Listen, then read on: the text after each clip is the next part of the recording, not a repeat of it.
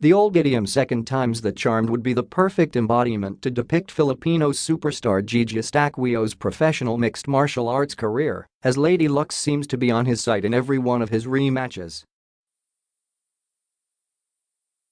Out of 16 bouts in his 7-year prizefighting stint, Eustaquio has shared the stage with the same foe on 2 occasions and walked out of both instances with his arm raised in triumph. After dropping a split decision to Anatpong Bunrad in April 2015, Eustaquio settled the score with his arch-nemesis 2 years later by edging out the Thai-hard hitter with his own split decision victory. Meanwhile, Eustaquio clinched the Interim Flyweight World Championship, toppling Kazakh rival Kairat Akhmetov by way of 5-round unanimous decision in a second encounter this past January. Winning the world title is a dream come true for me. Ever since I started my professional career, the goal was to be a world champion, Eustaquio stated. Now, that goal is a reality. Believing that it would be sweeter the second time around, the 29-year-old Baguio City native seeks to replicate the same magic as he is slated to lock horns once again with Brazilian flyweight kingpin Adriano Moraes. Both men are scheduled to face each other in a world title unification clash at One Pinnacle of Power, which takes place at the Studio City Event Center in Macau, China on June 23. There were lots of trials and challenges. My path was not the easiest, but I always knew what I had to do to achieve it. Like I always say, it's either you win or you learn. I learned from my past failures. And here I am today, Eustaquio shared. That's the secret to my success. On June 23, I have a tough task in front of me. However, it is still an opportunity for me, an opportunity that comes once in a lifetime. On that date, it's my opportunity to become the undisputed champion of this division.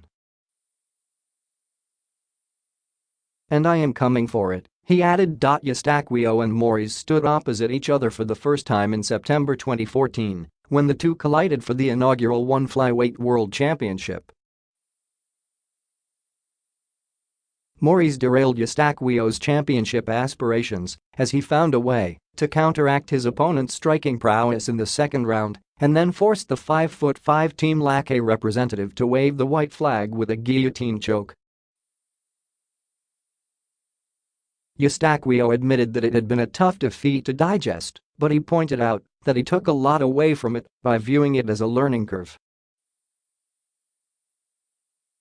That loss has taught me a lot. Ever since then, I have worked extensively in improving in all areas, he said.